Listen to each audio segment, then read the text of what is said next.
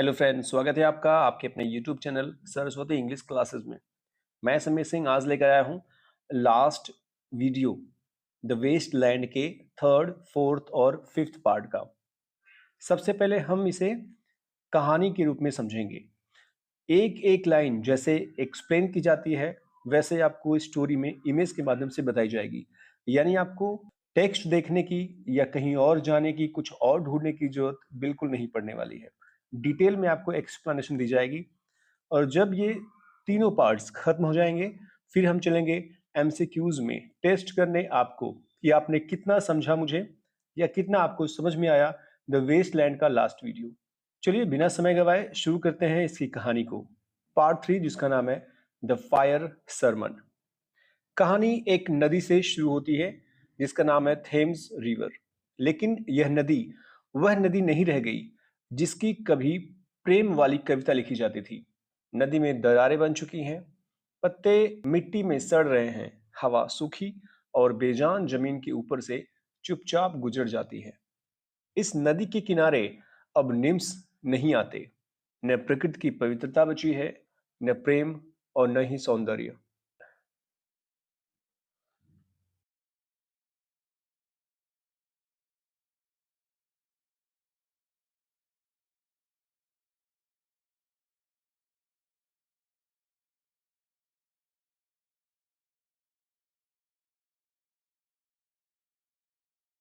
Poet झील के किनारे बैठता है और रोता है। रोते हुए कहता है, by the waters of lemon I sat down and wept. कब इसलिए रोता है क्योंकि वह मोरली डिके हो चुकी मॉडर्न सिविलाइजेशन में खुद को स्पिरिचुअली एग्जाइल्ड यानी आध्यात्मिक रूप से देश निकाला महसूस करता है। यहाँ एक और बात आपको ध्यान रखनी होगी। एलियट जो है वो लैक लेमन, जो आपको यहाँ दिख रहा है वाटर्स ऑफ लेमन, लेमन जो है वो एक लेक है, झील है। जिनेवा के रीजन में लेक लेमन है जो स्विट्जरलैंड में है। वहां वो मेंटल हेल्थ ट्रीटमेंट के लिए जाता है, यानी कि रियल में एलियट वहां जाता है अपने स्वास्थ्य के लिए। तो ये रेफरेंस जो है ये ऑटोबायोग्राफिकल भी लगता है। एक बात और आपको यहाँ बता दी जाए, आपको इस कहानी को सिर्फ एंजॉय करना है, आपको सुनना है, लाइंस को देखना है और समझने की कोशिश करनी है। कॉपी पेन की जरूरत बिल्कुल भी अभी नहीं पड़ने वाली है क्योंकि सारे लाइन सारे पॉइंट्स आपको एमसीक्यूज में मिलेंगे। तो सब कुछ लिखा हुआ आपको मिलेगा। अभी आपको बहुत कुछ लिखने की, नोट करने की बिल्कुल भी जरूरत नहीं है। तो अभी केवल सुनिए, ध्यान दीजिए, लाइन को ध्यान दीजिए। जो वर्ड मैं बोल रहा हूं, जिसके रेफरेंस के रूप में यूज कर रहा हूं मैं, आप उसको बहुत ध्यान से सुनने की कोशिश करिएगा बस। और ये जो लाइन है जो मैंने आपको बताया, by the waters of lemon I sat down and wept, ये लाइन एक्चुअली बाइबल की एक लाइन है, शाम 137 से ली गई है, जहां ज्यूज को यानी यहूदियों को बेबीलोन में एग्जाइल झेलना पड़ा था। तो जैसे कि बेबीलोन में ज्यूज देश निर्वासन महसूस कर रहे थे, वैसा ही आज पोएट महसूस कर रहा है, पर वो स्पिरिचुअली एग्जाइल्ड महसूस कर रहा है, आध्यात्मिक रूप से देश निकाला महसूस कर रहा है। अचानक से दृश्य बदलता है। एक रैट गीली जमीन पर रेंगता है। उसका पेट कीचड़ से सना हुआ है। चारों ओर हड्डियां हैं, पुरानी, सूखी, टूटी हुई हड्डियां। पोएट मछली पकड़ते हुए सोचता है। अक्सर ये जो सीन है वो फिशर किंग से रिलेट करता है, एग्जाम में पूछा भी गया है। आप शुरू से लेके अंत तक देखेंगे, पार्ट थर्ड से लेके फिफ्थ तक पोएट मछली पकड़ते हुए सारे विचारों को सुनता है। सारे के सारे जो विचार आ रहे हैं, सारे के सारे जो वॉइसेज हैं, जो फ्रेगमेंटेड वॉइसेज हैं, जो कैरेक्टर्स के थ्रू टीएस एलियट के माइंड में आवाजें आ रही हैं, उस आवाजों से पोएट यह पोएम बना रहा है। और फिर बाद में टीरेसियस के भी कुछ वॉइसेज आएंगी जिसको ये पोएम में पिरोएगा। तो कवि मछली पकड़ते हुए सोचता है अपने पिता की मृत्यु और अपने भाई की तबाही, जब वो समुद्री जहाज से यात्रा कर रहा था और जहाज समुद्र में टूट जाती है। क्रिटिक्स इसे शेक्सपियर्स के द टेम्पेस्ट से जोड़ते हैं। द टेम्पेस्ट में भी एक्चुअली शिपरेक है, वहां भी जहाज के टूटने का एक सीन है। उसमें भी पिता और बेटे की रिलेशनशिप है, जैसा कि कवि यहाँ सोचता है। पीछे से आवाज आती है कारों के हॉर्न की, मशीनों की आवाजें। यानी पोएट यहाँ क्लासिकल और मॉडर्न दोनों वर्ल्ड को पैरेलल साथ में लेकर के चलता है। और तभी एक सीन आता है स्विनी का। स्विनी एक मॉडर्न ह्यूमन है ये, लेकिन आत्मा से एक केव मैन है। यानी बाहर से सूट बूट पहन करके दिखने वाला सभ्य इंसान, पर अंदर से असभ्य है, गुफाओं वाला आदमी है ये, जंगली आदमी है ये। वह मिसेस पोर्टर जो ब्रोथेल कीपर है, यानी वेश्यालय की मालकिन है, संचालक है, उनके पास जाता है, जहां प्रेम नहीं होता, केवल शरीर मिलते हैं। तभी एक अश्लील गीत गूंजता है, और गीत का जो एक लाइन है उसमें है, and on her daughter they wash their feet in soda water. सारे के सारे लाइंस आपको एमसीक्यूज में मिलेंगे। आपको बिल्कुल भी लिखने की जरूरत यहां नहीं है, आप केवल सुनिए और समझने की कोशिश कीजिए। ये संगीत अश्लील क्यों है, असभ्य क्यों है, ये भी आपको एमसीक्यूज में बताया जाएगा। और उसी समय बच्चों की मासूम आवाजें, फ्रेंच लाइन में एक सॉन्ग है जो चर्च में बजती है, जो एच ओ सेस वायक्स डिफेंस चैंटेंस डांस ला कोप्ले। ये एक साउंड है, एक आवाज है जो चर्च में बच्चे गा रहे हैं, ये चर्च से आती है। यहाँ पोएट जो है कंट्रास्ट बताता है कि एक तरफ जहां पर मिसेस पोर्टर का ब्रोथेल है, वेश्यालय है, वहीं दूसरी तरफ एक चर्च है। एक तरफ अश्लील गाना बज रहा है और दूसरी तरफ मासूम बच्चों की फ्रेंच में एक संगीत चर्च की। यानी ये आयरनिक जक्स्टापोजिशन है, शुद्धता और गंदगी एक ही समय पर दर्शाता है पोएट। फिर एक चीख सुनाई देती है, ट्विट ट्विट जुग जुग। एक्चुअली यह फिलोमेला की आवाज है, जिसकी रेप की गई थी, जिसके बारे में भी आपको बताया गया है सेकेंड वीडियो में। उसकी आवाज आज तक गूंजती है।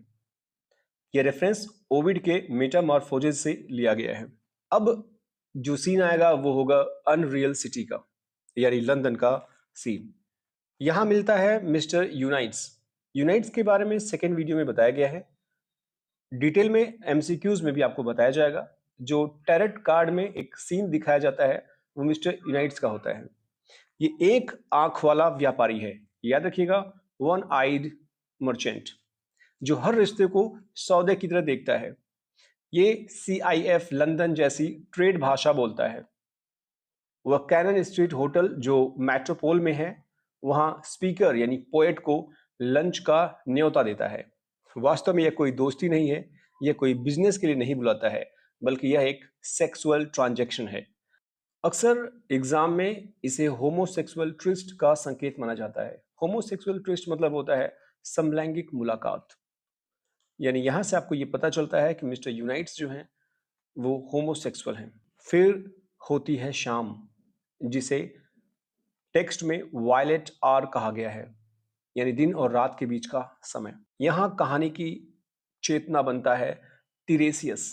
इसे टायरेसियस नहीं, टीरेसियस कहते हैं। यह अंधा है लेकिन सब देखता है, यहां तक कि फ्यूचर भी। वह पुरुष भी है, स्त्री भी है, वह पास्ट भी है, प्रेजेंट भी है। यह एक सेंट्रल कॉन्शियस या ऑब्जर्वर है, यह कोई प्रोटेगोनिस्ट नहीं है। एलियट खुद कहता है, what Tiresias sees in fact is the substance of the poem. यानी टीरेसियस असल में जो देखता है वही कविता का सार है। टीरेसियस प्रोटेगोनिस्ट नहीं है, ऑब्जर्वर है, सेंट्रल कॉन्शियसनेस है, ब्लाइंड है, बाइसेक्सुअल है या हर्माफ्रोडाइट जिसे कहते हैं, इमोर्टल है। और इलियट का क्रिटिकल फ्रेज या टर्म जो ऑब्जेक्टिव कोरिलेटिव है उससे रिलेट करता है। मेल फीमेल होने के कारण उसे कई नजरिए अपनाने देता है।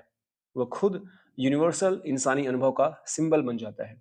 यानी उसे पता है पुरुष क्या फील करते हैं, उसे पता है महिलाएं क्या फील करती हैं। एक्चुअली 7 साल के लिए ये फीमेल होता है, फिर 7 साल के लिए ये मेल बनता है। क्यों फीमेल मेल बनता है ये आपको एमसीक्यू में बताई जाएगी। टीरेसियस एक टाइपिस्ट को देखता है जो घर लौटती है, खाना गर्म करती है, और फिर एक क्लर्क आता है। क्लर्क के बारे में भी आपको एमसीक्यू में बताया जाएगा। वहां कोई प्रेम नहीं होता, कोई संवाद या कोई डायलॉग नहीं होता। होता है तो सिर्फ एक इमोशनलेस इंटीमेशन। उस इंटीमेशन के बाद लड़की सोचती है, well now that's done and I am glad it's over. अच्छा हुआ, हो गया, मुझे खुशी है ये खत्म हुआ। यानी मैकेनिकल लाइफ जिया जा रहा है इस मॉडर्न वर्ल्ड में, जहां लोगों को सिर्फ काम से मतलब है। मैकेनिकल हो चुके हैं इंसान, कोई इमोशन नहीं, कोई प्यार नहीं। जब वो आदमी चला जाता है वो अपने बाल संवारती है, रिकॉर्डर चलाती है और फिर अकेली रह जाती है। यानी मॉडर्न वर्ल्ड में हर कोई अकेला है। फिर सिटी के बारे में टीरेसिस कहता है, उसने पानी के ऊपर से आती हुई एक मधुर धुन सुनी। जो मधुर धुन मैंडोलिन, जो एक वाद्य यंत्र इंस्ट्रूमेंट होता है, उससे आ रही थी। जो आवाज आ रही थी, जो धुन आ रहा था, वो एक लाइन थी, this music crept by me upon the waters. ये लाइन याद रखिएगा, जब भी एमसीक्यू में जाइएगा कम से कम ये लाइन आपको याद रहेगा, या ऐसे ही लाइंस आपको याद रहेंगे जो मैं बोलूंगा, तो आपको ये पता रहेगा कि एमसीक्यू में जो ये क्वेश्चन दिया जा रहा है, ये कौन बोला था, कहाँ बोला था, किस पार्ट में बोला था। तो केवल आपको ये समझना है, यहाँ लिखना बिल्कुल भी नहीं है, क्योंकि एमसीक्यू में आपको सब मिलने वाला है। एमसीक्यू और इस एक्सप्लेनेशन को आप समझ अगर गए तो आप विश्वास करिएगा, टेक्स्ट से ज्यादा आप समझ जाओगे, टेक्स्ट से ज्यादा आपको मैटर मिलने वाला है यहाँ। तो this music crept by me upon the waters, यहाँ क्रिटिक बताते हैं कि ये एल्यूजन है विलियम शेक्सपियर्स के द टेम्पेस्ट का। जब भी वाटर्स वर्ड का जिक्र हो तो मैक्सिमम टाइम आप एक ट्रिक अपना सकते हो कि ये द टेम्पेस्ट से लिया गया होगा। लेकिन वह धुन अब आधुनिक लंदन की सड़कों, strand, queen Victoria street, lower Thames street से होकर के गुजरती है। और ये गुजरते गुजरते शराब खाने और चर्च से होकर के आती है। यहाँ जक्स्टा पोजिशन का यूज करता है पोएट कि एक तरफ जहाँ गंदगी है, शराब खाने हैं, वहीं दूसरी तरफ पवित्रता है, चर्च है। उस चर्च का नाम है सेंट मैग्नस मार्टिर। यहाँ MARTYR है, H नहीं है, ये करेक्ट कर लीजिएगा आप। यानी कहने का मतलब है पोएट का कि पवित्र और सुंदर संगीत अब शहर की गंदगी और शोर में मिलकर के कमजोर पड़ गया है। थेम्स नदी अब पसीना बहा रहा है। पसीना मतलब लालच, मशीन, इंडस्ट्रियल वर्क, नैतिक गंदगी।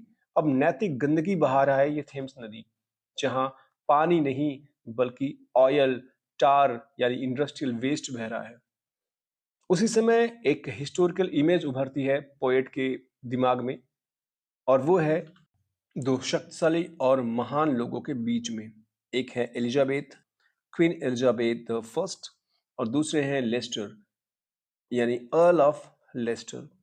इन दोनों के बीच में बहुत प्रेम होता है, दोनों बहुत शक्तिशाली होते हैं, लेकिन अचानक से पोएट जो ये इमेज सोच रहा है दोनों के बीच में, ये धूमिल सा हो जाता है। अब आपको थोड़ा सा बता दी जाए कि दोनों का इमेज पोएट के माइंड में क्यों आया, और ये दोनों हैं कौन। क्वीन एलिजाबेथ फर्स्ट, आपको पता होगा, इन्होंने 1558 से 1603 तक इंग्लैंड में राज किया। उसी समय एलिजाबेथन एज आया। William Shakespeare greatest Elizabethan writer माने जाते हैं। सत्ता के साथ साथ अनुशासन था, गरिमा था और नियंत्रण था क्वीन एलिजाबेथ में। और अगर बात की जाए अर्ल ऑफ लेस्टर की, इनका नाम असली जो था वो था रॉबर्ट डडली। ये क्वीन एलिजाबेथ फर्स्ट के सबसे करीबी दरबारी और प्रिय व्यक्ति थे। माना जाता है कि दोनों लोग के बीच में गहरा इमोशनल या प्रेम संबंध था, लेकिन राजनीतिक कारणों से दोनों में विवाह नहीं हुआ। लेस्टर जहां पावर, डिजायर और राजनीति के बीच संयम का प्रतीक है, वहीं पर क्वीन एलिजाबेथ अनुशासन, गरिमा और नियंत्रण की प्रतीक है। यानी दोनों लोगों के बीच में बहुत प्रेम था, दोनों बहुत शक्तिशाली थे, पर दोनों के बीच में मर्यादा था। दोनों के बीच में वो मर्यादा उन लोगों को दूर कर दिया और वो शादी नहीं की। पर मॉडर्न वर्ल्ड में ऐसा बिल्कुल नहीं होता है। एक और बात आपको बता दी जाए, क्वीन एलिजाबेथ फर्स्ट को वर्जिन क्वीन भी कहा जाता है। क्यों? क्योंकि इन्होंने कभी भी शादी नहीं किया। और एलिजाबेथ ने एक बार खुद कहा था, I am married to the kingdom of England. यानी कि अगर मैं उस व्यक्ति से प्यार नहीं कर सकती, उस व्यक्ति से शादी नहीं कर सकती, तो मेरी शादी ये मान ली जाती है कि मैं इंग्लैंड के राज्य से शादी कर ली हूँ। अब मेरी शादी इंग्लैंड से हो गई है। यानी पोएट जो है वो इन लोगों की छवि इसलिए दिखाता है, आपको इमेज इसलिए दिखाता है क्योंकि इन लोगों में कंट्रोल था, अनुशासन था। लेकिन एलियट की दुनिया में, वर्तमान दुनिया में, मॉडर्न वर्ल्ड में प्रेम नहीं है, केवल सेक्स है। रिलेशन जो है वो मैकेनिकल हो चुका है और खुद पर कोई नैतिक नियंत्रण बिल्कुल भी नहीं है। अब केवल फ्रैगमेंटेड वॉइसेस है। मूरगेट, मार्गेट सैंड्स, लंदन, इन सब प्लेसेस का जिक्र करता है और कहता है यहाँ से अलग अलग आवाजें आती हैं और सारी आवाजें मानवता को शर्मसार करने वाली हैं। पोयम फिर से हमें लेके जाता है एक ऐसे सीन पर जो एक अननेम्ड मॉडर्न यंग गर्ल की है, जो अपने पिछले संबंध को, अपने रिलेशन को याद करती है, जहां हाईबरी में उदासी, रिचमंड और क्यू में ब्रोकन इमोशन और एक कैनो में एक नाव में धोखे या शारीरिक संबंध ने उसे मोरली और स्पिरिचुअली तोड़ कर रख दिया है। एलियट यहाँ मॉडर्न लंदन की खोखली जीवन शैली और ब्रोकन रिलेशनशिप का चित्र दिखाता है कि लोग किस तरीके से रिश्तों को शर्मसार कर रहे हैं। तो ये सारे के सारे प्लेसेज हैं जो लिखे हुए हैं, इसे याद जरूर रखिएगा। लास्ट में पोएट एक वाक्य कहता है, टू कार्थेज देन आई केम। ये लाइन जो है सेंट अगस्टीन के कॉन्फेशंस से लिया गया है। और लास्ट की जो लाइन है इस पार्ट की, थर्ड पार्ट की, वो है बर्निंग बर्निंग बर्निंग बर्निंग। तो लास्ट वर्ड है बर्निंग, यानी यहाँ कामनाएं इंसान की जल रही है, मनुष्य जल रहा है, दुनिया जल रही है, रिश्ते जल रहे हैं। और पोएट प्रे करता है गॉड से, हे गॉड, हे ईश्वर, मुझे इन सब से बाहर निकालो, मुझे नहीं जलना है इन सब चीजों में। अब शुरू होता है पार्ट 4, डेथ बाय वाटर। अब कहानी थोड़ी शांत हो जाती है, और शांत क्यों हो जाती है वो आप इस पार्ट को पढ़ेंगे आपको समझ में आ जाएगा, क्योंकि इससे बड़ी शांति कहीं मिलती ही नहीं है। एक नाम उभर के आता है पोएम में, वो है फ्लेबस का। फ्लेब्स एक मर्चेंट था, व्यापारी था, युवा था, खूबसूरत था, और अब वह समुद्र में डूब चुका है। लहरें उसकी हड्डियों को साफ करती हैं। उम्र, यौवन सब बह चुका है। न लाभ बचता है, न हानि बचती है। हमेशा जो प्रॉफिट और लॉस की बात करता था ये, अब इसके लिए कुछ नहीं बचा, सब कुछ खत्म हो चुका है। यानी कवि कहता है, चाहे तुम यहूदी हो या गैर यहूदी, क्रिश्चियन हो या किसी भी रिलीजन से हो, सबको यही मिलने वाला है, सबका अंत यही होगा, और वो होगा मौत। ये ड्रोन जो सेलर है, ये मैडम सोसोस्ट्रस के टैरेट से लिया गया है। ये सबसे छोटा पार्ट है। अब आप सोचोगे इतना छोटा पार्ट, इसको पार्ट थर्ड में या फिफ्थ में क्यों नहीं जोड़ दिया गया? तो मैं आपको कुछ बातें बताता हूँ। कल्पना करिए द वेस्टलैंड, ये जो पोएम है, एक स्पिरिचुअल जर्नी की कहानी है, जिसमें दुनिया एक सूखे रेगिस्तान की तरह बन चुकी है, जहां लोग अर्थ, प्यार और स्पिरिचुअलिटी को खो चुके हैं। एलियट ने इस पूरी यात्रा को 5 पार्ट में इसलिए बांटा क्योंकि हर भाग में एक अलग अवस्था, एक डिफरेंट स्टेज दिखाया जाता है। पार्ट फर्स्ट में हमने क्या देखा? हमने देखा डिसऑर्डर, दुनिया टूट चुकी है, लोग दिशा खो चुके हैं। पार्ट सेकंड में हमने क्या देखा? हमने देखा डिजायर और करप्शन, जहां लोग डिजायर और करप्शन में डूबे हुए हैं। पार्ट थर्ड में भी देखा हमने, यहाँ स्थिति और बिगड़ जाती है, दुनिया वासना और आध्यात्मिक सूखेपन में, यानी लस्ट और स्पिरिचुअल ड्राइनेस से भर जाती है। और फिर आता है पार्ट 4, डेथ बाय वाटर, जो केवल 10 लाइन का है। क्यों छोटा है? क्योंकि यह बिल्कुल अचानक आने वाली मृत्यु, यानी सडन डेथ जैसा है, जो कहानी को झकझोर देता है। यह भाग एक ब्रिज की तरह काम करता है। पार्ट थर्ड की गंदगी, भ्रष्टाचार और अराजकता से लेकर पार्ट फिफ्थ के रिबर्थ तक ले जाने वाला ब्रिज।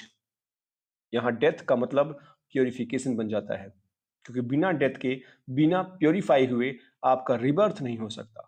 तो जहां 3 पार्ट में आपने अत्याचार देखा, वहीं चौथा पार्ट आपका है डेथ का, और फिर 5वां पार्ट होगा रीबर्थ का। तो इस तरीके से 5 पार्ट बनाए गए हैं कि कितनी परेशानियों के बाद फिर खत्म होता है, प्योरीफाई होता है ये परेशानी मृत्यु के रूप में, और फिर पुनर्जन्म होता है, और 5वां पार्ट आपको लेके जाएगा पुनर्जन्म या रीबर्थ की तरफ। इसलिए पार्ट 4 का छोटा होना उसकी ताकत है। एलियट कहता है कि कभी कभी जीवन में परिवर्तन एक पल में आता है, तो एक पल में ये मौत आती है। इसके बाद पार्ट 5 रिबर्थ और रिवलेशन को दिखाता है, जिससे बारिश के बाद धरती पर नई हरियाली लौट आती है। वैसा ही पार्ट 5 है। अगर एलियट पार्ट 4 को पार्ट 3 या पार्ट 4 में मिला देता, तो ये पूरी स्पिरिचुअल साइकिल ही टूट जाती, ये सुंदर सा क्रम खत्म हो जाता, और कविता की सिंबॉलिक स्ट्रक्चर या बैलेंस या फ्लो सब खत्म हो जाता है। इसलिए पार्ट 4 छोटे होते हुए भी बहुत शक्तिशाली है, और इसे एजरा पाउंड ने काट छाट करके 10 लाइन किया है। तो एजरा पाउंड की देन है ये डेथ बाय वाटर, जो 10 लाइन की है, जिसे एलियट बहुत बड़ा बनाना चाहते थे। अब आता है part 5, what the thunder said. यहां पोएट बताता है पार्ट थर्ड के कुछ पार्ट को, अंश को। कवि कहता है कि दुनिया सूख चुकी है, चारों ओर पत्थर हैं, पानी का कहीं नामो निशान नहीं है। दुनिया सूख चुकी है का मतलब है स्पिरिचुअल ड्राइनेस से है। पत्थर है का मतलब है कि कठोरता है लोगों में, संवेदनहीनता है लोगों में, लैक ऑफ सिंपैथी है लोगों में। पानी नहीं है का मतलब है उम्मीद नहीं है, जीवन नहीं है, पुनर्जन्म नहीं है और लोगों में दया नहीं है। पोएट कहता है लोग थक चुके हैं लेकिन सोच भी नहीं सकते उन्हें करना क्या है। यह आधुनिक मनुष्य की हालत बताता है। इंसान थक चुका है, चला जा रहा है इंसान, पर उसे दिशा दिखाई नहीं दे रही है कि उसे जाना कहाँ है। यानी इंसान का थकान केवल शारीरिक नहीं है, आत्मिक भी है, स्पिरिचुअल भी है। पोएट कहता है एक रास्ता है और उस रास्ते पर हम दो नहीं बल्कि तीन चल रहे हैं। फिर पोएट क्वेश्चन करता है कौन है वह तीसरा। हालांकि वह जवाब नहीं देता है पोएट। हमें पता ही नहीं है कि वो है कौन तीसरा व्यक्ति। यह कविता का सबसे रहस्यमय पॉइंट है। एलियट ने इसे थर्ड मैन फिनोमिनन से लिया है। थर्ड मैन फिनोमिनन एक साइकोलॉजी है जहां कठिन परिस्थितियों में फंसे लोग किसी अदृश्य तीसरे साथी का एहसास करते हैं। थर्ड मैन फिनोमिनन का जिक्र आपको एमसीक्यू में बताया जाएगा। तो अलग अलग लोग अलग अलग अपना परसेप्शन यूज करते हैं कि आखिर ये थर्ड मैन हो कौन सकता है जो एलियट के साथ चल रहा है। कई लोग कहते हैं कि यह एक आध्यात्मिक मार्गदर्शक होगा, कुछ लोग कहते हैं मसीहा का ये प्रतीक है, कुछ लोग कहते हैं यह आशा का रूप है और कुछ कहते हैं हमारे अंदर की वह आवाज है जो हमें हारने नहीं देती। एलियट जानबूझ करके अस्पष्ट रखते हैं इस बात को ताकि हर व्यक्ति उसे अपनी तरह समझ सके। आपने भी फील किया होगा, जैसे आपने क्लास 10 सीबीएसई बोर्ड में पढ़ा होगा फर्स्ट फ्लाइट, जिसमें एक पायलट होता है जो अपने एरोप्लेन को लेकर के जाता है फ्रांस से इंग्लैंड की तरफ और फिर वो गुम हो जाता है अंधेरे बादलों के बीच में और कोई दूसरा पायलट उसे दिखता है जो उसे मंजिल तक पहुंचाता है। ये वही अदृश्य साथी होता है जिसका हमें एहसास होता है कि हम परेशान हैं तो कोई है जो हमारे साथ है। हम जिस भी धर्म से हैं, हम अपने धर्म के पैगंबर को, भगवान को, ईसा मसीह को, किसी को भी मान सकते हैं। हमें ये तो बता दिया क्रिटिक्स ने कि तीसरा कौन हो सकता है, पर हमें तो ये भी नहीं पता कि दूसरा कौन है। तो फर्स्ट तो है पोएट और जो सेकंड है वो एक इमेजिनेटिव कंपेनियन है जो पोएट के साथ चल रहा है उसके परेशानियों में। याद रखिएगा, पोएट पोएट का एक साथी जो इमेजिनेटिव है, जैसे हमारे कोई साथी होता है लेकिन वहां पोएट इमेजिनेटिव साथी भी लेता है और जो थर्ड पर्सन है वो अदृश्य व्यक्ति लेता है, वो अदृश्य कोई शक्ति का एहसास कराता है। वो एक और बात आपको बता दी जाए, वेस्टलैंड में आवाजें बदलती रहती हैं। हमें जो बातें मिल रही हैं, जो पोयम में आपको दिखाई या सुनाई दे रहा है ना, ये कई लोगों की आवाजें हैं। कभी मैरी के रूप में, कभी मैडम सोसोस्ट्रिस के रूप में, कभी यूनाइट्स के रूप में, कभी टीरेसियस के रूप में। ये कई सारी आवाजें हैं। पोएट एक जगह फिशिंग रॉड लेकर के बैठा हुआ मछली मार रहा है। उसके दिमाग में जो भी बातें आ रही हैं वो बातें वो कहानी में रख रहा है एक इमेज के माध्यम से जो यहाँ आपको बताई जा रही है। एक और बात आपको बता दूं मैं, आप सोचेंगे टीरेसियस है या पोएट है। टीरेसियस, ध्यान दीजिएगा, जो टाइपिस्ट एपिसोड था जहां पर आपने देखा कि एक टाइपिस्ट, एक लेडी है जो आती है, खाना बनाती है, खाती है, एक क्लर्क आता है, उसके साथ इमोशनलेस प्यार होता है उसका। उस सीन में पहली बार टीरेसियस दिखता है और पूरे पोएम में टीरेसियस का डायरेक्ट जिक्र केवल 3 बार हुआ है। एक और बात, एक और ट्रिक आपको बताऊं मैं, जब भी कोई कोट आपको दिखाई दे टीएस एलियट के इस वेस्टलैंड का और आपको समझना हो कि ये पोएट है या टीरेसियस है। पोएट का मतलब स्पीकर या एलियट, तीनों आप समझ सकते हो। पोएट ही स्पीकर है, स्पीकर ही एलियट है, एलियट ही पोएट है। तो जब भी आई आए, केवल आई, तो वहां पोएट ही है, वहां एलियट या पोएट या स्पीकर है। लेकिन जब भी आई के साथ टीरेसियस आए तब आपको समझना है कि वो टीरेसियस है, क्योंकि आई के बाद टीरेसियस कंफर्मली आएगा। तो आई के बाद टीरेसियस आए, समझ जाए कि वो टीरेसियस के बारे में बात कर रहा है, वरना पोएट के बारे में बात कर रहा है। तो ये मैक्सिमम जगह जो है वो आई पोएट ही है। कुछ जगह है जहां पर टीरेसियस का जिक्र हुआ है, जहां मैंने आपको बताया टाइपिस्ट की सीन देखता है या कुछ और देखता है। इसके बाद पोएट हमें लेकर के जाता है कुछ सिटीज की तरफ, बताता है शहर गिर रहे हैं। शहर केवल लंदन के नहीं हैं बल्कि वो दुनिया के शहर हैं, चाहे वो जेरूशलम हो, एथेंस हो या लंदन हो। शहर के गिरने का मतलब है सभ्यताएं टूट रही हैं, इंसान के रिश्ते टूट रहे हैं।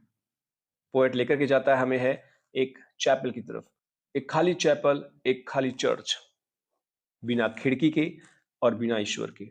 ईश्वर भी नहीं है उस चैपल में। मतलब मॉडर्निटी को कितनी बर्बादी की हालात में छोड़ा जा रहा है इस पोएट के द्वारा, इस पोएम में आप देख सकते हैं।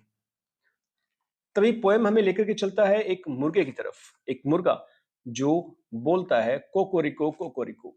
ये कोकोरिको कहाँ से लिया गया है, किस भाषा से है ये भी आपको एमसीक्यू में बताई जाएगी। तो वो मुर्गा बोलता है ये लाइन, और फिर बारिश की आहट आती है। बारिश, आप समझ सकते हो, बारिश होने वाली, अभी तक सब जगह सूखा था, न केवल सूखा पानी से बल्कि स्पिरिचुअली भी लोग सूख चुके थे। अब दृश्य बदलता है, बारिश तो आएगा पर कुछ चीजों को और जोड़ते हुए दृश्य बदलता है। दृश्य आती है इंडिया की। इंडिया में गंगा और हिमालय का जिक्र होता है इस पोएम में। गंगा वाज संकेन, ऐसा पोएट कहता है, गंगा सूख चुकी है। हिमालय को हिमवंत के नाम से इस पोएम में लिखा गया है। याद रखिएगा, हिमालय को हिमवंत के रूप में इस पोएम में लिखा है। कहता है गंगा सूख चुकी है और हिमालय शांत है। तभी पोएम हमको लेके जाता है बिजली की गड़गड़ाहट के बीच में। तभी बिजली गरजती है और बिजली से आवाज आती है, जा जा जा, डीए डीए डीए, 3 बार डा डा डा आवाज आती है। तीनों का अर्थ अलग है। पोएट कहता है जो फर्स्ट डी है वो दत्त है, दत्ता है। दत्ता का मतलब होता है गिव, यानी दो, दान करो। सेकंड जो है वो है दयाध्वम, यानी कि दया, दयालु बनो आप, सिंपेथाइज हो, कंपैशन आपके अंदर होना चाहिए। थर्ड है दम्यता, यानी कि कंट्रोल, स्वयं पर नियंत्रण रखो, सेल्फ कंट्रोल रखो, सेल्फ डिसिप्लिन रहो। एक और बात एग्जाम में पूछा गया था कि दत्ता किससे रिलेट करता है, तो दत्ता का मतलब जैसा कि मैंने आपको बताया कि ये गिव देने से है। तो देना जो है ये लोभ से रिलेट करता है। लोभ यानी कि जब आप दोगे लोगों को ना, तो ग्रीड या लोभ आप में नहीं रहेगा। तो दत्ता ग्रीड से रिलेट करता है। दयाद्वम यानी कि दया दिखाओगे आप तो आप में ईगो नहीं रहेगा, अहंकार नहीं रहेगा। दम्यता यानी कि कंट्रोल रखोगे आप तो इच्छाएं भी आपकी कंट्रोल में रहेगी। तो जहां दत्ता ग्रीड से, दया ईगो से, और दम्यता डिजायर से रिलेट करती है। अब हम एक एक डीए का अर्थ आपको बताएंगे। फर्स्ट है दत्ता या दत्त। इसका मतलब है देना, त्याग करना, दिल खोल करके कुछ देना। कभी हमसे पूछता है हमने अब तक क्या दिया है, हमने अपने जीवन में ऐसा क्या किया है जो हमारे दिल को हिला सके, हमें महसूस करा सके कि हाँ हमने कुछ तो किया है, और ऐसा क्या हमने किया है जो हमें भीतर से बदल सके। यहां पोएट त्याग और निस्वार्थ भाव की बात कर रहा है। पोएट कहता है कि मनुष्य कभी कभी एक पल के लिए साहस तो करता है, एक ऐसा फैसला जो जिंदगी बदल दे, ऐसा कुछ सोचता है वो, लेकिन बाद में वह डर कर पीछे हट जाता है। जैसा कि आपने कई सारे मूवीज में देखा होगा, बहुत कुछ, बहुत लोग बहुत कुछ करने की सोचते हैं पर ऐसा कुछ होता नहीं है उनसे। रियल लाइफ में भी यही हो रहा है। सिंपल लैंग्वेज में अगर बात की जाए तो इंसान देने में कंजूसी करता है, चाहे वो प्यार हो, चाहे सहानुभूति हो, चाहे सम्मान हो, चाहे आत्मा का त्याग हो। पोएट कहता है हमारी असल पहचान वो नहीं है जो अखबार में यानी न्यूज़पेपर में, कब्र पर यानी ग्रेव पर, या मृत्यु लेख में यानी ऑब्ituary में छपता है। हमारी असली पहचान तो वो है जो हम काम करते हैं, जो हमने दिल से लोगों के लिए किया है, जो हमने दिल से लोगों को दिया है। फिर सेकंड आता है दयाधुम। कहता है इसका मतलब होता है दया करो, करुणा दिखाओ, सहानुभूति अपनाओ। कवि कहता है हम सब अपनी ही कैद में फंसे हुए हैं। अब कैद का मतलब क्या है? कैद में फंसे हुए का मतलब है हम अहंकार में फंसे हुए हैं, दुख में फंसे हुए हैं, डर में फंसे हुए हैं, स्वार्थ में फंसे हुए हैं, यहां तक कि हम अकेलेपन में भी जी रहे हैं। प्रत्येक व्यक्ति का दिल एक ताले में बंद कमरे की तरह है। हम चाबी के घूमने की आवाज तो सुनते हैं पर दरवाजा खोलने की हिम्मत नहीं करते कि हम दिल का दरवाजा खोल दें लोगों के लिए। इसी पैसेज में, दयाध्वम पैसेज में या स्टेंजा में, हमें पोएट लेकर के चलता है एक और रेफरेंस की तरफ, जहां एक फ्रेज है ब्रोकन कोरियोलेनस। इसका भी जिक्र है इस स्टेंजा में। कोरियोलेनस शेक्सपियर का एक कैरेक्टर है, एक योद्धा जो अहंकार और अकेलेपन के कारण टूट जाता है। याद रखिएगा क्यों रेफरेंस लिया जा रहा है, वो रिलेट करने के लिए मॉडर्निटी को। तो ये एक योद्धा था कोरियोलिनस जो अहंकार और अकेलेपन के कारण टूट जाता है। यहाँ एलियट बताता है मॉडर्न ह्यूमन भी वैसा ही है, दिखता तो शक्तिशाली है पर भीतर से बिखरा हुआ, दया और संबंधों से काफी दूर। अगर हम सरल भाषा में बोलें तो लोगों में दया की कमी है। दया की कमी ने इंसान को कैदी बना दिया है। हम सब अपने ईगो के जेल में बंद हैं। चाबी हमारे पास है पर हम दरवाजा खोलने की हिम्मत नहीं रखते। फिर थर्ड पार्ट आता है डीए दम्यता से। दम्यता का मतलब होता है स्वयं को नियंत्रित करना, आत्म संयम, self control or self discipline. कवि नाव का एक एग्जाम्पल देता है। एक नाव जब एक एक्सपीरियंस्ड नाविक के हाथ में होता है तो वह शांति से चलती है, सही दिशा में आगे बढ़ती है। ठीक वैसे ही जीवन भी संभल जाता है जब हमारे विचार नियंत्रित होते हैं, इच्छाएं अनुशासन में होती हैं, मन भटकने हम ना दें तो। इसके बाद पोएट एक नर्सरी राइम बोलता है। नर्सरी राइम याद रखिएगा, London bridge is falling down falling down falling down. ये जो नर्सरी पोएम है ये एनोनिमस ऑथरशिप इस पर है, पता नहीं चलता किसने इसको लिखा है। 1744 में ये पहली बार प्रिंट हुआ था। अब ये लाइन क्यों लिखी गई है? एक्चुअली एलियट के लिए लंदन ब्रिज एक सभ्यता, संस्कृति और इतिहास का सिंबल है। उसका फॉलिंग डाउन होना दर्शाता है कि मॉडर्न सोसाइटी मोरल, स्पिरिचुअल और सांस्कृतिक रूप से टूट रहा है। एलियट एक बचपन की मासूम धुन, नर्सरी राइम को मासूम धुन कहा गया है, तो एलियट एक बचपन की मासूम धुन के माध्यम से सभ्यता के पतन को दिखाता है। फिर कवि कुछ क्लासिकल लाइंस बोलता है जो फ्रेगमेंटेड वॉइसेस को इंडिकेट करती है कि कितने फ्रेगमेंटेड वॉइसेस आपको मिल रही हैं, कितने लैंग्वेजेस में पोएट यहाँ लाइंस लिख रहा है। जिसमें जो फर्स्ट है वो है ये, पोई सॉसेज नेल फेस्को सेल एग्ली एग्फिना। ये दांते के परगेशन यानी डिवाइन कॉमेडी के कैंटू 26 से लिया गया है। ये लैटिन भाषा में है, ये भी याद रखिएगा। अब लाइन याद रखिएगा, कहाँ से लिया गया है, किसने लिखा है उसे और कौन से लैंग्वेज में, ये याद रखिएगा। हालांकि एमसीक्यू में आपको बताया जाएगा। ये दांते की परगेटरी यानी शुद्धि लोक वाली यात्रा का दृश्य है जहां आत्माएं आग में जलकर पापों से मुक्त होती हैं। एलियट इसे आधुनिक दुनिया की आत्मा को शुद्ध होने की उम्मीद के रूप में इस्तेमाल करते हैं, यानी अब कष्ट से मुक्ति मिलने वाली है। जैसा कि आपको बताया गया था, फिफ्थ जो पार्ट है वो रिबर्थ की है। अब आत्मा शुद्ध हो रही है, कष्ट से मुक्ति मिल रही है, और ये लैटिन लैंग्वेज से लेकर के रेफरेंस पोएट बताता है। सेकंड जो है ये है क्वांजो फियामोटी शेलिडॉन, ओ श्वालो श्वालो। ये भी लैटिन लैंग्वेज से लिया गया है। परविजिलियम वेनरिस से लिया गया है ये, जिनका पोएम का नाम पता नहीं है, एनोनिमस क्लासिकल पोएम है ये, पर राइटर पता है कि किसने लिखा इसे। यानी दो लैटिन लैंग्वेज के राइटर्स को यहाँ यूज करता है पोएट। यहाँ स्वालो पक्षी को पुनर्जन्म, वापसी और बहार के लौटने का प्रतीक माना गया है। यानी कि सेकंड जो कोट है वहां भी पोएट जो है वो रिबर्थ की बात कर रहा है, जो थीम है फिफ्थ पार्ट का।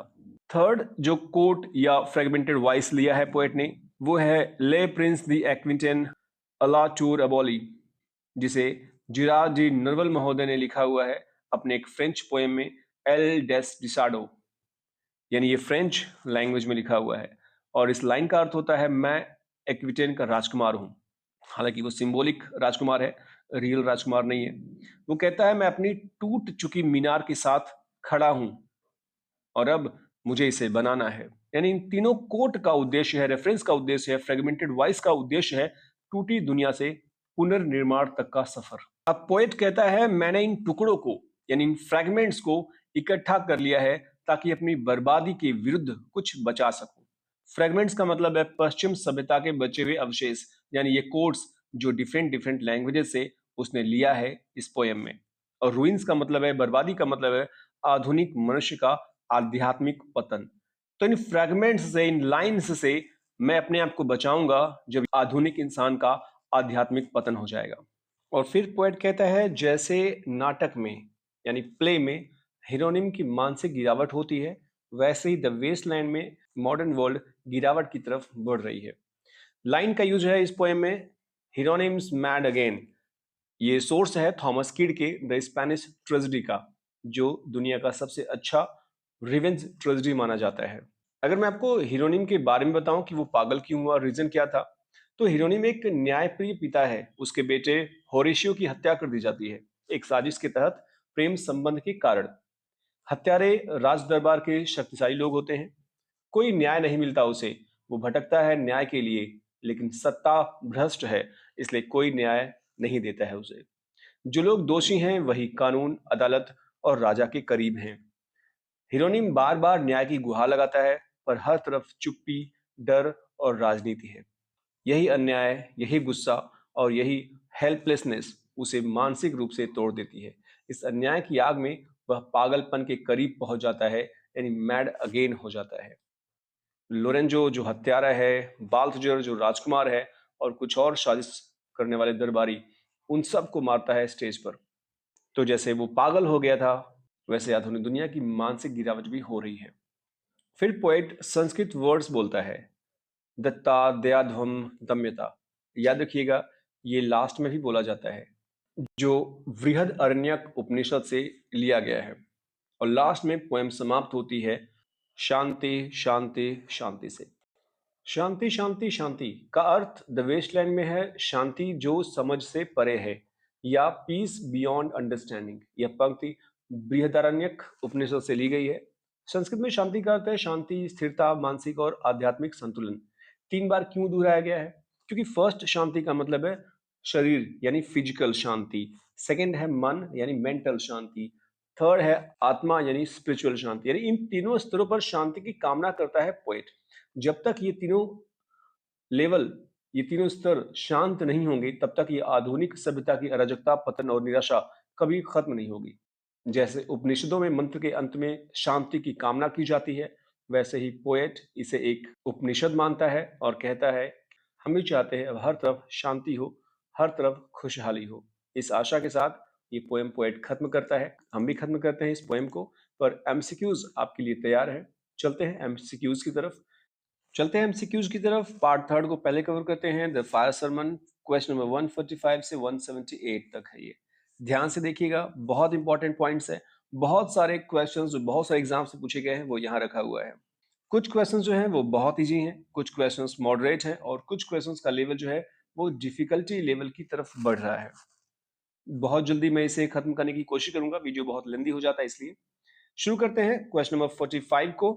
The title the fire sermon is borrowed from, कहां से लिया गया है ये टाइटल? तो ये आपका है answer B, Buddha's sermon on detachment from lust. Buddha की बुक है आदित्य पर्याय सूत्र, ये स्पेशली यहां से लिया गया है, इसे जरूर याद रखिएगा।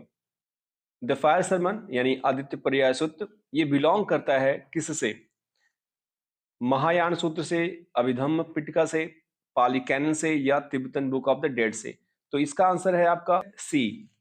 मैं जल्दी बोलूंगा, आप पॉज करके वीडियो को एक बार खुद को चेक कर सकते हैं कि आपको कितना पता है। बहुत सारे क्वेश्चंस जो आपको पता अगर हो, आपको लगता है, आप पॉज करिएगा और फिर आंसर लगा करके देखिएगा कि आपका आंसर सही हो रहा है। ये ऑप्शन नंबर सी है, पाली कैनन, या जिसे त्रिपिटका कहते हैं। त्रिपिटका जिसे 3 बास्केट्स भी कहते हैं, जो पाली भाषा में लिखी गई है। और इसके 3 पार्ट हैं। 3 बास्केट मतलब 3 पार्ट है, विनय पिटका, सुत्त पिटका और अभिधम्म पिटका, जिसे यहाँ पर थर्ड वाले को यहाँ लिख दिया है। तो आप कंफ्यूज ना हो, इसलिए आप पूरे के पूरे पाली कैनन को लिखेंगे, यानी कि जो पाली भाषा में लिखी गई तीनों पिटका हैं वहां से ये लिया गया है। याद रखिएगा, ये पाली लैंग्वेज में लिखा गया है। 47 है, इन बुद्धाज फिलॉसफी फायर सिंबलाइज करता है किसका? ये है अर्थली पैशन एंड डिजायर से। क्वेश्चन नंबर 148 है, इथिकली अगर बात की जाए तो द फायर सरमन की कंपेयर किससे की जाती है? बाइबल के किस बुक से?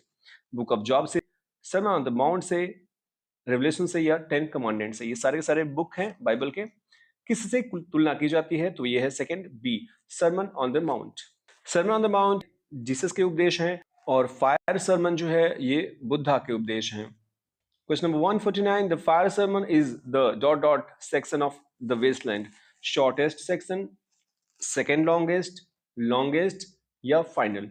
आपको ये बताया जा चुका है और वैसे भी थोड़ा सा डिटेल दे दिया गया है, तो आप समझ गए होंगे कि ये है ऑप्शन नंबर सी, सबसे लंबा ये सेक्शन है जो 138 लाइंस में लिखा हुआ है।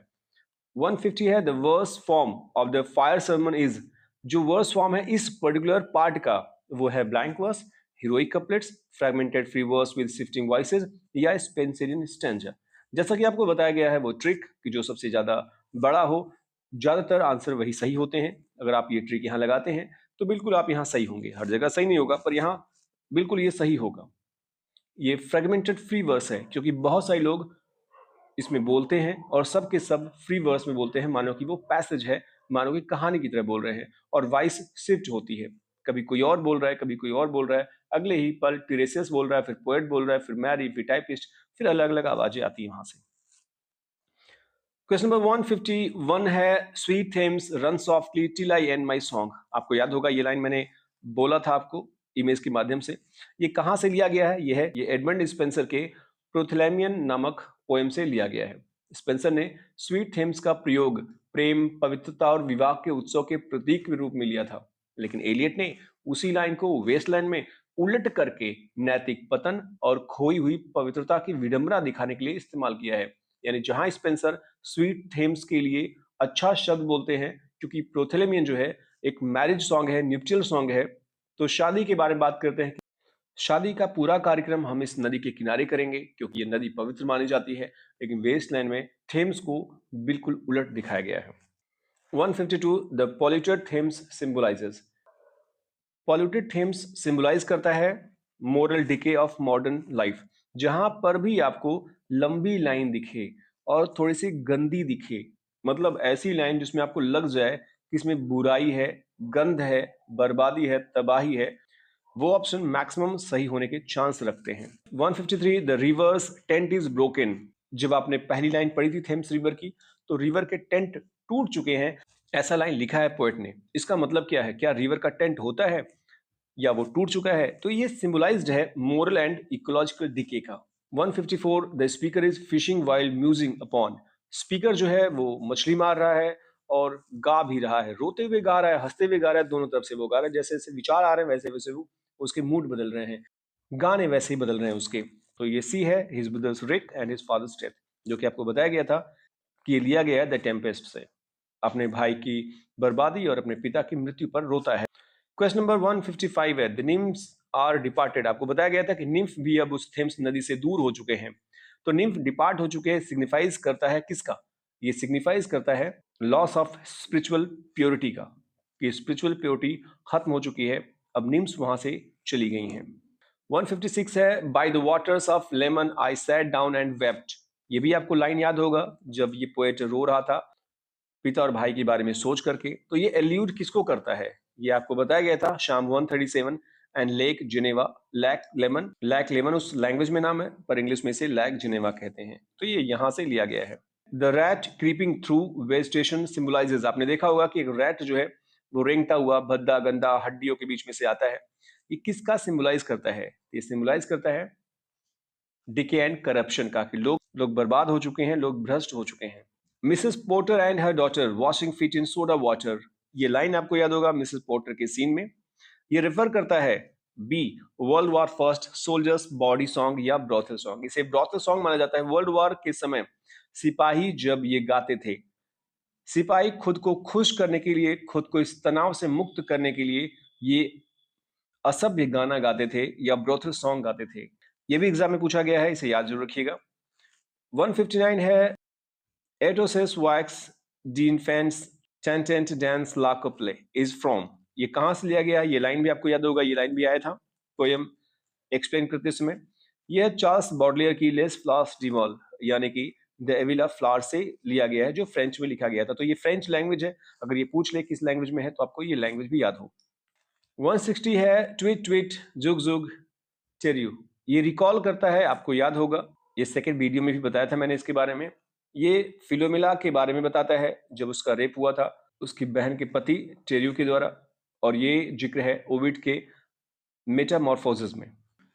161 है the phrase so rudely forced echoes. ये सो रूडली फोर्स जो है ये फिलोमिल वाले सीन से लिया गया है जिसमें फोर्सफुली उसे रेप की जाती है।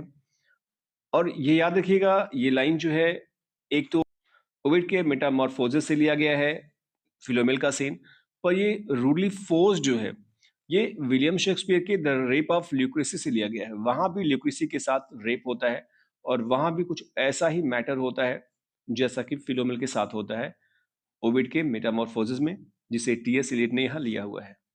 162 unreal city primarily echoes. Primarily किसको इको करता है? जो अनरियल सिटी है। तो ये याद रखिएगा अनरियल सिटी जो है वो चार्ल्स बॉडलियर के मॉडर्न सिटी यानी पेरिस से लिया गया है, ये जो कि इन्होंने लेस फ्लावर्स ड्यूमल यानी कि एविल ऑफ फ्लावर से लिया है। चार्ल्स बॉडलियर से बहुत प्रेरित है ये, कई सारे पार्ट्स में भी इनका जिक्र हुआ है चार्ल्स बॉडलियर का। और अनरियल सिटी जो ये लंदन का जिक्र करते हैं ये बॉडलियर के पेरिस को इको करता है।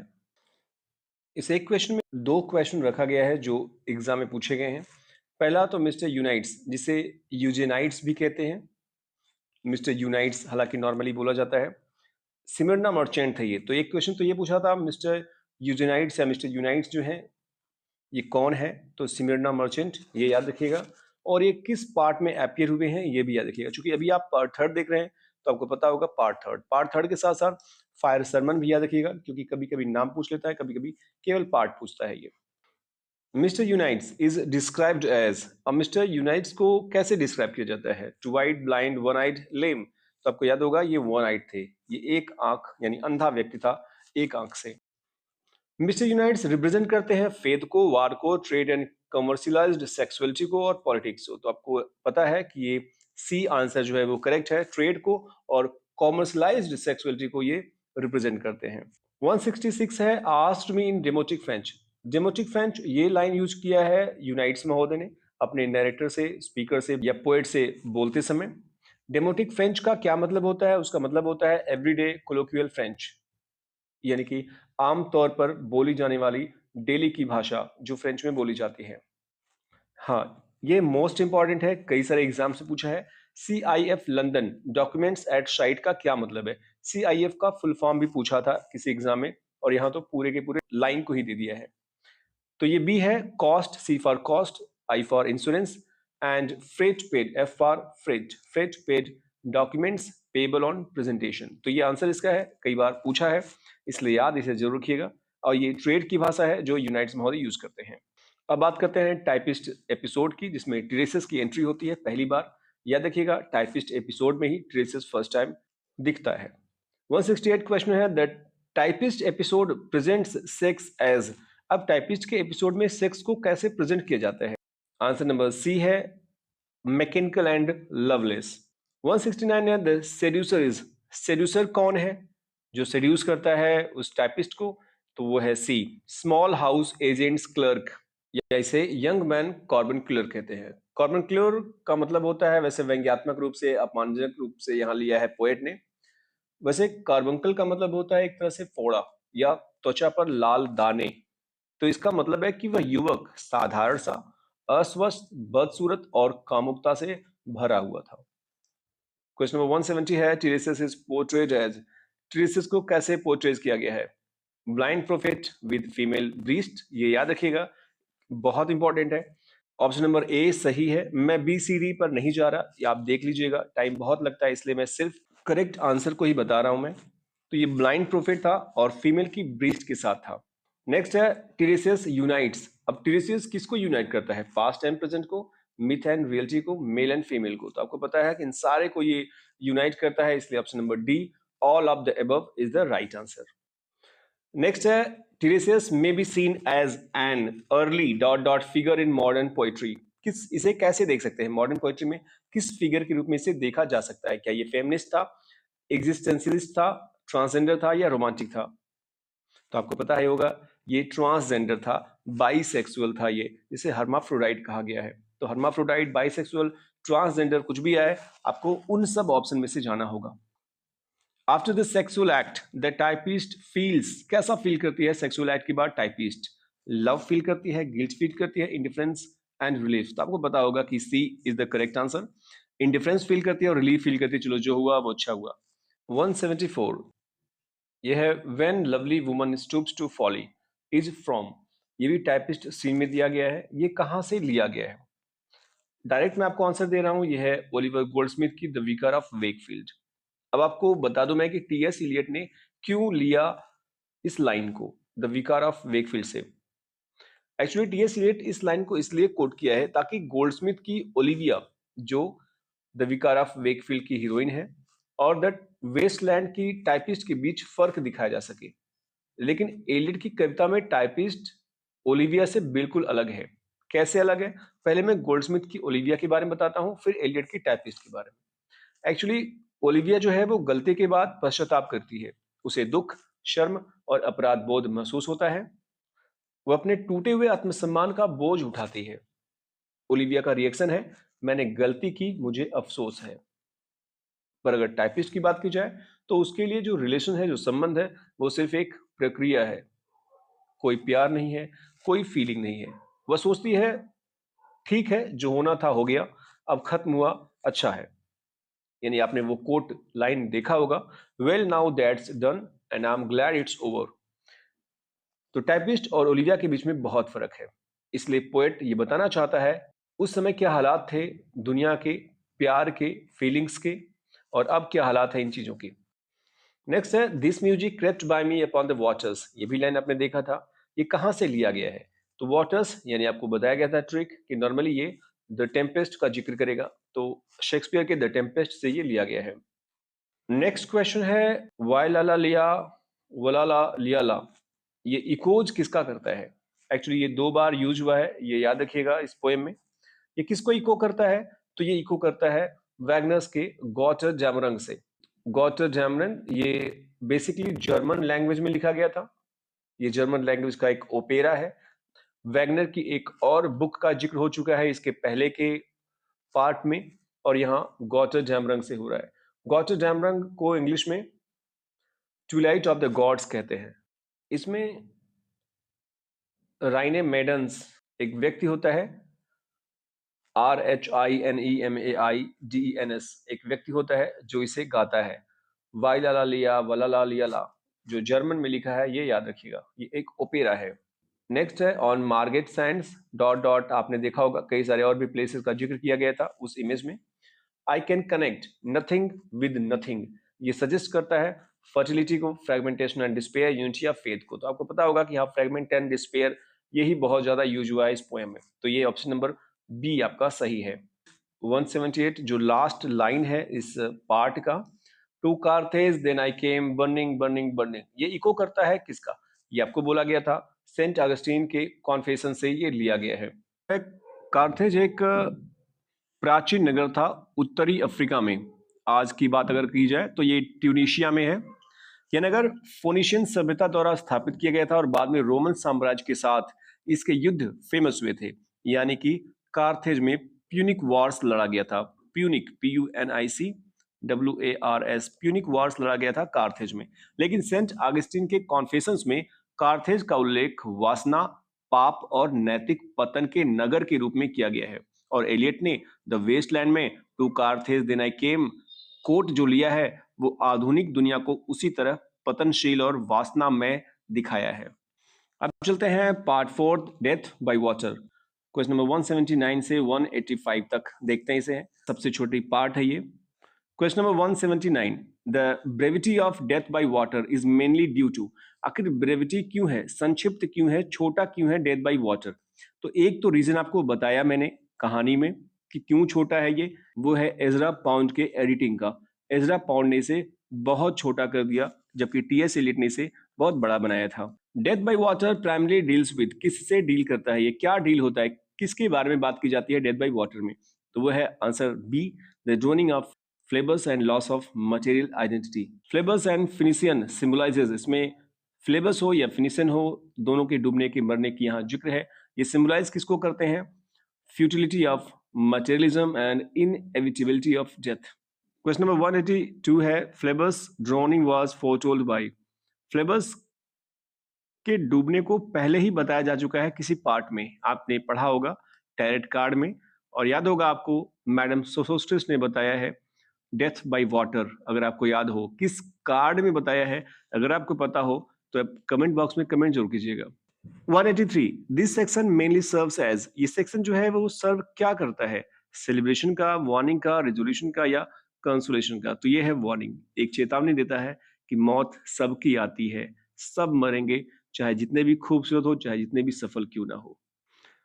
क्वेश्चन नंबर 184 है this part explicitly rejects the possibility of, तो स्पष्ट रूप से किस पॉसिबिलिटी को रिजेक्ट करती है ये पार्ट?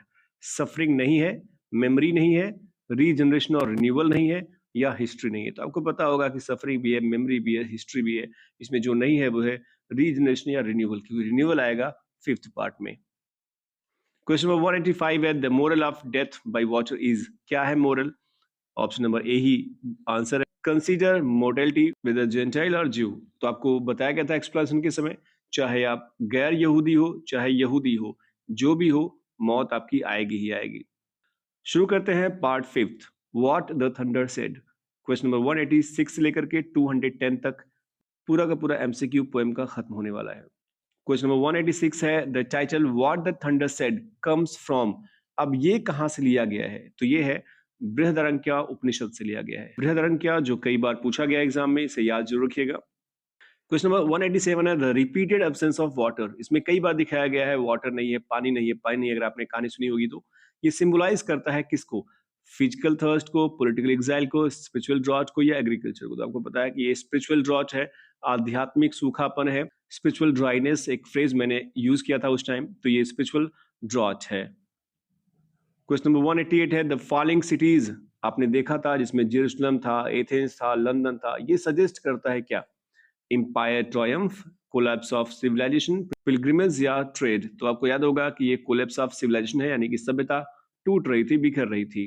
क्वेश्चन नंबर 189 है who is the third who walks always beside you refers to. आपको याद होगा जिसमें पोएट जो है स्पष्ट रूप से कहता है कि तीसरा व्यक्ति भी साथ चल रहा है, जिसे कई लोग कई तरीके से बोलते हैं। और आपको बताया गया था कि ये किसे रेफर करता है, तो वो था थर्ड मैन पोलर फिनोमिनन। याद रखिएगा। थोड़ा सा मैं इसे बड़ा करता हूं, थोड़ा सा यहाँ डिटेल आपको देता हूं मैं। यह एक मनोवैज्ञानिक अनुभव है जिसमें खतरे या संकट में व्यक्ति को ऐसा लगता है कि कोई अदृश्य साथी उसके साथ चल रहा है और उसे सहारा दे रहा है। इलियट ने इस विचार को वास्तविक घटनाओं से लिया है, खासकर अर्नेस्ट सैकल्टन की अंटार्कटिक यात्रा से।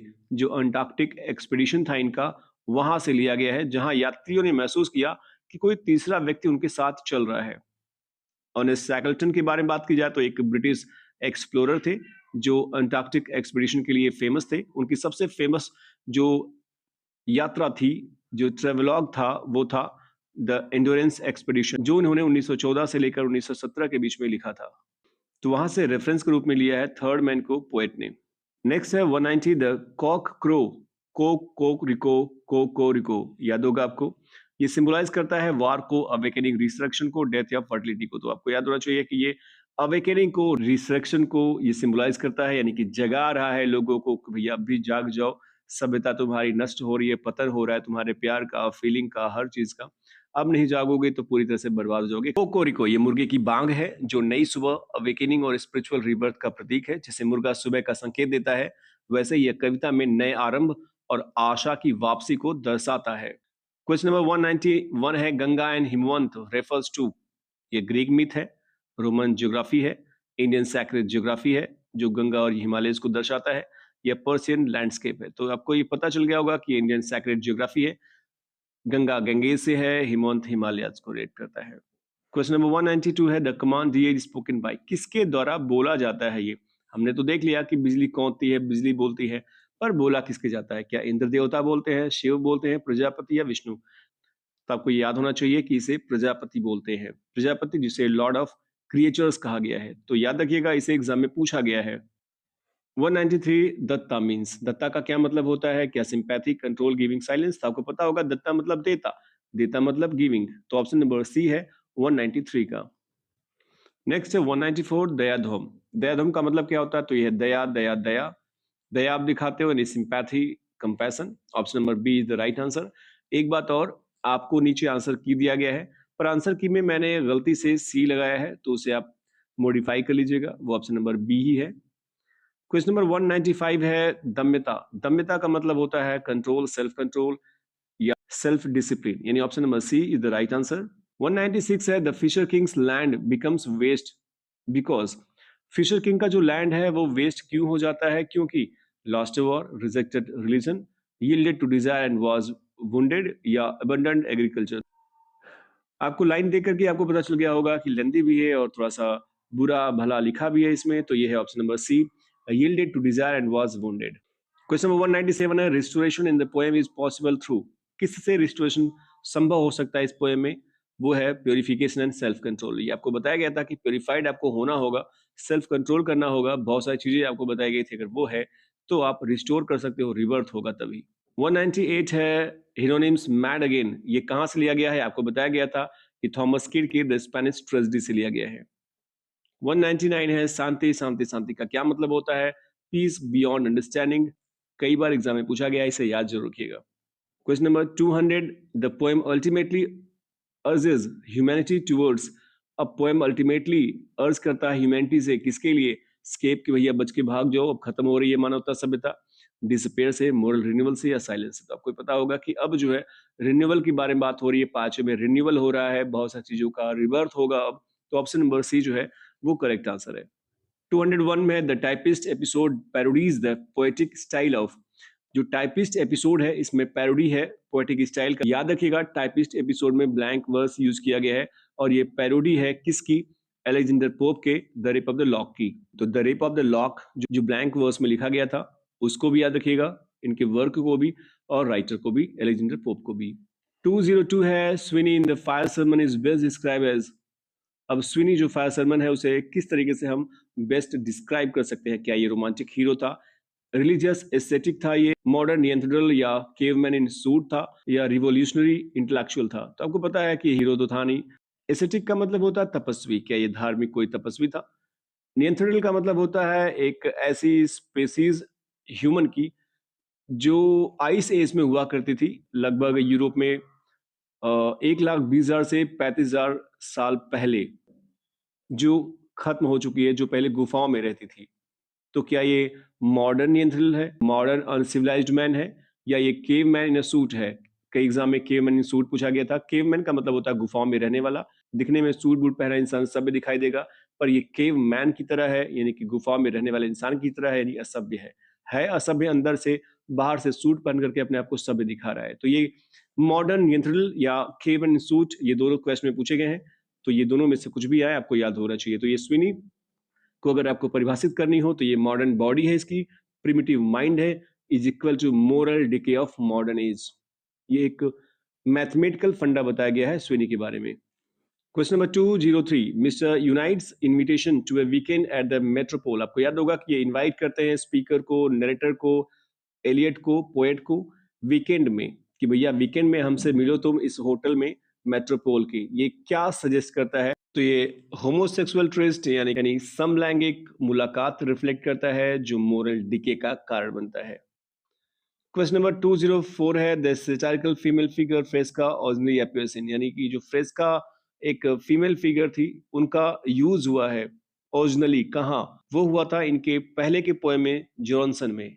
एक बार इसका जिक्र कर चुका हूं मैं फर्स्ट वीडियो में, जॉनसन में इनका जिक्र हुआ है। पर यहाँ आप थोड़ा सा अगर ध्यान देंगे तो मैंने लिखा है कि हिस्टोरिकली फ्रेस्का का जिक्र अनपब्लिश्ड ड्राफ्ट में या नोट्स में हुआ था द वेस्टलैंड में भी। यानी कि द वेस्टलैंड में भी फ्रेस्का का जिक्र टी.एस. एलियट ने किया था, लेकिन जब ओरिजिनल या फाइनल पोएम पब्लिश हुआ तो फ्रेस्का का नाम हटा दिया गया। फ्रेस्का का नाम हटाया क्यों गया, ये क्वेश्चन नंबर 205 में है। Fresca does not appear by name in the Waste Land because her passages were. Passages क्यों लिखा है? क्योंकि ये फ्री वर्स में लिखा है, वरना स्टैंजास भी लिखा जा सकता था। तो ये इनके पैसेजेस को क्यों डिलीट किया गया या इनके नाम को ही क्यों हटाया गया वेस्टलैंड से? और वो इसलिए क्योंकि एजरा पाउंड ने एडिट कर दिया, काट करके फ्रेस्का के नाम को ही हटा दिया। 206 है the repeated images of litre, rats and polluted streets. ये इम्फेसाइज करते हैं किसे? मोरल एंड स्पिरिचुअल स्टेबिलिटी को मॉडर्न लंदन के, यानी कि पूरी तरह से मॉडर्न लंदन जो है वो बर्बाद हो चुका है। क्वेश्चन नंबर 207 है the reference to Saint Magnus Martyr highlights the church. Church के किस पार्ट को ये हाईलाइट करता है? आपको याद होगा सेंट मैग्नस मार्टिर का जिक्र हो चुका है, जो एक चर्च है। फर्स्ट वीडियो में भी जिक्र हो गया था, जब ये कहानी बताई गई पोएम की तब भी आपको ये बताया जा चुका है। तो यहाँ सेंट मैग्नस मार्टिर का जिक्र क्यों किया गया है, कैसा है ये, क्यों हाईलाइट करता है पोएट यहाँ पर? तो आपको पहले बता दीजिए कि सेंट मैग्नस मार्टिर जो है ये क्रिस्टोफर रेन ने बनाया था 1666 में, यानी ग्रेट फायर ऑफ लंदन के टाइम। उस समय पुनर्निर्माण किया था रेन महोदय ने। और बताया जाता है कि इसका इंटीरियर बहुत फेमस था। व्हाइट कॉलम्स बने थे, सफेद स्तंभ और सुनहरी सजावट यानी गोल्ड डेकोरेशन में ये बनाया गया था। इसलिए एलियट ने इसे वेस्टलैंड में आयनियन व्हाइट एंड गोल्ड इंटीरियर कहा है। आयनियन जो है ये प्राचीन ग्रीक सभ्यता की सुंदरता और बैलेंस का सिंबल है, और गोल्ड जो है ये दैवीय भव्यता का प्रतीक है। तो एलियट ने इस चर्च के इंटीरियर ब्यूटी को आधुनिक जीवन की अराजकता और पतन के बीच एक आध्यात्मिक भव्यता के रूप में दिखाया है, कि बाहर से भले ही बुराई हो पर अंदर चर्च है, और चर्च जो है वो बहुत खूबसूरत है और ये दैवीय रूप से पवित्र है। क्वेश्चन नंबर 208 कई बार एग्जाम में पूछा गया है और बताया भी था आपको पोएम को एक्सप्लेन करने के समय या समराइज करने के समय। According to Greek myth, Tiresias lived alternately as man and woman for अब कितने सालों तक ये अल्टरनेटली मैन और वुमन के रूप में रहता है टीरेसियस ग्रीक मिथ के अकॉर्डिंग? तो ये रहता है 7 साल के लिए। 7 साल के लिए ये वुमन रहता है और 7 साल के बाद वो मैन बनता है। और यहाँ लिखा भी है कि ये ओविड के मेटामॉर्फोसिस से लिया गया है। ओविड के मेटामॉर्फोसिस के अकॉर्डिंग बताया जाता है कि टीरेसियस एक बार माउंट सिलीन पर पहुंचता है। सिलीन पर्वत पर जो आर्केडिया में है, जो ग्रीस में है, वहां पहुंचता है तो उस पर्वत पर टीरेसियस देखता है दो सांपों को जो मीटिंग कर रहे होते हैं, सेक्सुअल इंटरकोर्स कर रहे होते हैं। टीरेसियस ने उन्हें देखा, उन्हें डंडे से मारा, जिससे गॉडेस हेरा या जूनो नाराज हो गई। हेरा या जूनो ये दोनों जो है वो एक दूसरे के काउंटर पार्ट है। ग्रीक में हेरा कहा जाता है और रोमन में जूनो कहा जाता है। ये दोनों goddess of marriage, goddess of family या goddess of protection of women कहलाती हैं। तो ये जब नाराज हो गई, इन्होंने टीरेसियस को वुमन में बदल दिया। टीरेसियस 7 सालों तक स्त्री के रूप में रहा। 7 साल बाद उसी पर्वत पर उसने फिर से सांप देखे और इस बार उसने सांप को मारा नहीं बल्कि छोड़ दिया। तब फिर से हेरा या जूनो प्रकट हुई और उन्होंने उसे पुरुष बना दिया। यानी यह चक्र जो साइकिल है वो केवल 7 साल तक था। 7 साल के लिए फीमेल बनी थी और फिर मेल बना दिया। यह घटना टीरेसियस को दोनों जेंडर का फीलिंग देती है, जिससे वह प्रेम और सुख के बारे में यूनिक नॉलेज रखता है। फीमेल और मेल दोनों का अनुभव उसके पास है। क्वेश्चन नंबर 209 है the echo of Andrew Marvell in the fire sermon suggest. Andrew Marvell महोदय के वर्क का भी इको है इस द फायर सरमन में। स्पेशली यहां लिखा भी है टू हिज क्वायर मिस्ट्रेस से। तो ये किसको सजेस्ट करता है? रोमांटिक नॉस्टैल्जिया को, पॉलिटिकल सटायर को। सबसे बड़ी लाइन है, आप समझ गए होंगे। Ironic contrast between past poetic love and modern sterility को।